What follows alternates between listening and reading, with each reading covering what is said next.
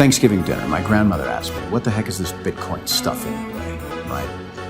And I said to her, do you remember when Visa cards first came out? You were used to paying with cash or with a check, and then a Visa came out. It was this weird payment system that you didn't understand. And she said, yeah, I remember that. I said, well, Bitcoin is just the next evolution of another payment system. Brace yourself, Nakamoto was the foundation. What up guys, Nakamoto Crypto here. Bitcoin has finally corrected, but how come we did not see a 30% correction? You might hold on to your Bitcoin a little longer after hearing this reason. Institutions and big players are now buying Bitcoin, holding it as a retirement plan for the next 30 years while you are dumping your Bitcoin.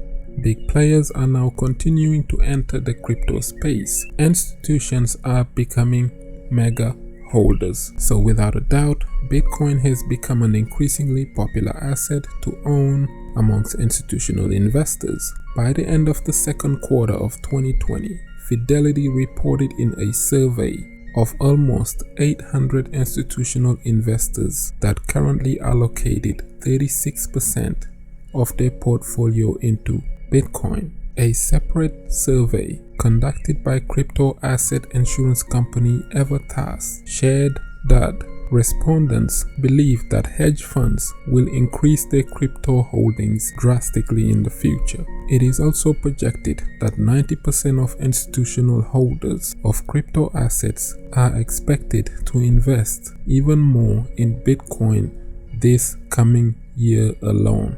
From MicroStrategy to Grayscale to JP Morgan to even Goldman Sachs, Bitcoin has solidified its space in investment portfolios as the asset to hold as a hedge against a currency devaluation. However, beyond that, there are real technical reasons why institutional investors are becoming more and more bullish on Bitcoin, with some of them predicting that the crypto asset will reach as high as $1 million by 2025.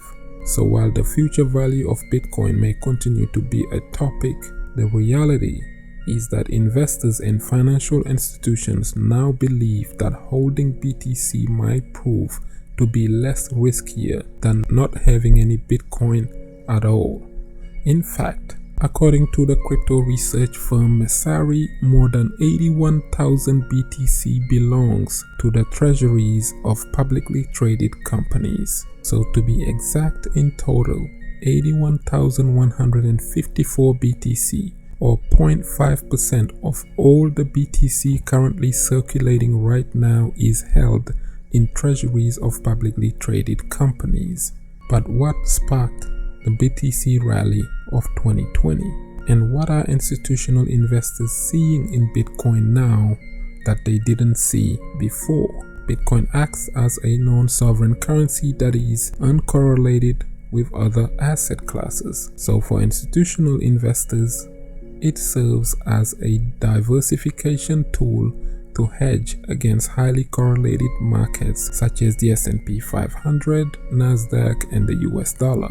Two major areas where Bitcoin and blockchain technologies offer the most value to institutional investors include secure borderless transactions and access to new opportunities that can't exist in traditional financial markets. Bitcoin's innovative technology, including smart contracts, borderless payments, lower fees, and faster, more secure transactions, are the catalyst that will prepare us for a future where national currencies break from their current physical form and become digitized. With the US dollar's inflation on the horizon, notable investors like Ray Dalio and Paul Tudor Jones are also beginning to like Bitcoin more and more and have now identified it as the best inflation hedge, comparing it to gold and copper. As banks and technology providers continue to invest heavily in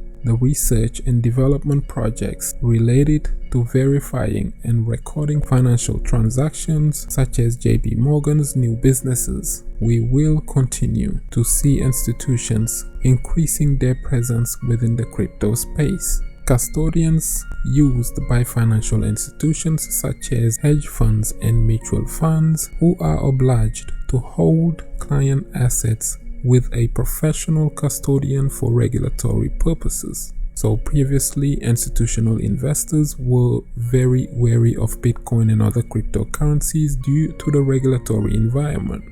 And up until recently, the wider crypto ecosystem was also severely lacking in institutional-grade crypto asset custodial solutions, with an urgent need for adequate custodians to secure the growing amount of crypto assets and an increase in clarity around regulatory guidelines for operating and investing in cryptocurrencies. A sector of institutional-grade custodian solutions was now born. Anchorage, a newly launched crypto custody firm backed by Anderson Horowitz and a number of other prominent blockchain-focused venture capital firms, is one of those solutions. It was incorporated with the purpose to provide a crypto-native digital custodian for institutional investors. Bank Freak, a Liechtenstein-based private bank, has made it a priority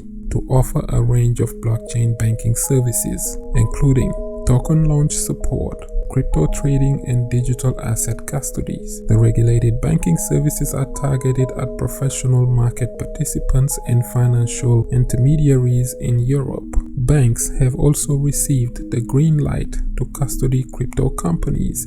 In a note to the public, Senior Deputy Controller and Senior Counsel of the U.S. Office of Currency Control Jonathan Gould wrote back in July that we conclude that a national bank may provide these cryptocurrency custody services on behalf of customers, including the unique cryptographic keys associated with the cryptocurrencies. This marked a major industry-wide development, allowing regulated financial institutions to hold the same safekeeping services previously excluded and held by special firms. Banking custody options coupled with emergence of crypto insurance companies like Paragon International Insurance Brokers, which was recently integrated into Bitstam's offerings, are now providing policies for digital assets such as Bitcoin to be protected both online and offline, while covering a number of crime-related circumstances. So the adopted regulatory and custodian solutions provide security for institutional investors who may have otherwise been skeptical. They are helping hold cryptocurrency exchanges to a higher standard, encouraging them to protect investors' money from theft and misappropriation. This has now become an important catalyst for making digital assets more attractive to institutional investors and their funds. So as the crypto sees an uptick in institutional investments with large purchases being completed by more and more firms, it has correlated into a rally in the markets. According to a report from cryptocurrency derivatives platform Zobur, international investors are now moving towards holding Bitcoin in a physical form instead of cash-settled futures. The integration of institutional investors into the cryptocurrency ecosystem and their interest in holding it is a positive sign for mainstream adoption. The similarities these investors share with holders indicate an easy transition from traditional finances to the digital economy, installing trust in Bitcoin and representing an understanding and belief in the technology. Serving both parties is also the high potential upside that comes with decentralized finance, which has introduced a flow of new business streams, products and services. Services from the likes of Maker and Compound allow individuals to take out loans of any size in a matter of minutes without even having to disclose their identity to a third party. So while the yields associated with the new DeFi products are resulting in gains that are higher than your average banking savings accounts, certificate of deposits, and other traditional options. The potential benefit of the DeFi revolution are just one more reason that the dynamic of cryptocurrency is shifting into what believers have wanted all along, a digitized, borderless asset. According to a recent survey by Fidelity Asset Management, 80% of surveyed institutions find investing in digital assets appealing, while the number of Bitcoin addresses have been steadily increasing. Addresses holding 1,000 and 10,000 Bitcoin in them have also increased drastically. Coupled with the declining balances on exchanges, this suggests that whales and larger investors are choosing to hold Bitcoin. Additionally, a report by the Big Four audit firm KPMG found that major banks, asset managers, and qualified custodians are now launching a new wave of institutional grade for crypto products and services. The institutional investments into cryptocurrency confirms that trust in the digital asset from a significant place of power. So in conclusion, Bitcoin is now being held as a retirement plan. So while you, the retail investor, is dumping your coin, these institutions are picking it up and holding it for the long term because they realize how scarce this digital asset is. Michael Saylor, the CEO of MicroStrategy, stated that if just 10 billionaires allocate some of their funds into the crypto asset right now, the price of Bitcoin would triple to $60,000. As he states that the billionaires hang out together.